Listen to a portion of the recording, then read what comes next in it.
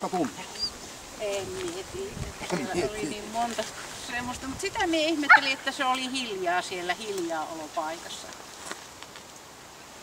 Niin muutenhan se on Muuten jonkin se on verran äänekäs. Ja minä olen sitä mieltä, että se ei se ääni lähde sitä sen takia, että sillä on huono se hermo. Ehkä enempi kallistuisi sinne päin. Tehdä sille, mutta se nyt ei kuulu.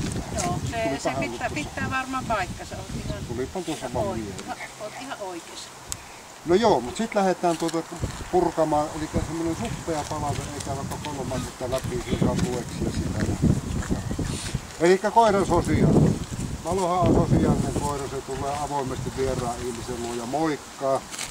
Ei mitään ongelmaa, lähtee vieraan ihmisen mukaankin ja sielläkin se ottaa vielä kontaktia.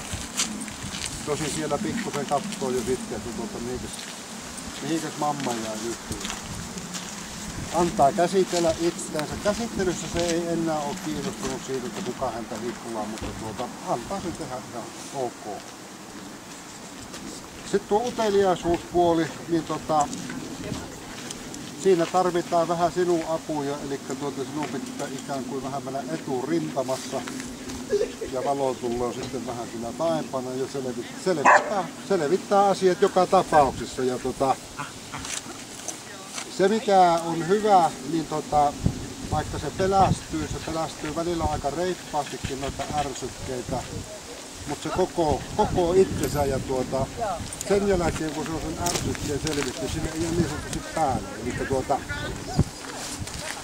hyvin pientä varovaisuutta muutaman kerran ja jopa kiinnostuneisuutta sillä tavalla, että se vielä vähän vilkas, että mikä se oli tuossa, mutta että se jää vaivaamaan sen mieltä ja se on tietysti hyvä asia. Aggressioiden kanssa ei ole mitään ongelmaa, eli se pieni ääntely mikä tuolla tuli, niin häntä ja ääni kertoo vähän ristiin asioita, eli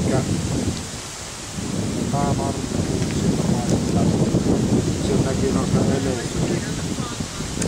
Sitten nuo leikit, mitä tuossa alussa leikitte ja lopussa leikitte, niin se ei hirveän säpäkästi lähde fyysisesti mukaan. Mutta se teki lopussa ja alussa ihan samalla tavalla ja tarttuminenhan tässä tulee monta kertaa esiin. Tai mahdollisuus tarttua. Niin se kuittasi nuuskasulla. Ja jos vielä jatketaan siitä, että toi takaa ajoi ne hännät, mitkä tuolla vilisteli, niin sehän lähti tosi reippaasti sähäkästi niiden perään. Ja sitten kun se pääsi sinne hännälle tai saaliille asti, niin nuuskasu riitti ja se kuittasi sen siitä.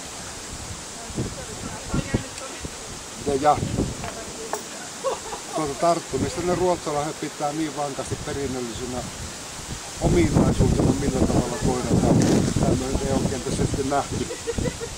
Ei myös sitä nähty, kun Riittasen kanssa on leikki kahdestaan, niin se vähän niin kuin hiimaili mukana vaan ja seurasi sitä, mutta ei se lähtenyt vetämään vastaan. Laukauksissahan ei ollut mitään, se kuuli laukaukset ja ne ei vaikuttanut millään tavalla. Tossa tolleen suppesti ja iltalukemiseksi saat sitten lomakkeen, jossa on noita ruksia jo. Taitaa olla peräti 33 kappaletta. Eli tämähän on hyvin semmoista pilkuttamista niin sanotusti. Joo, niin katsoin sitä lomaketta.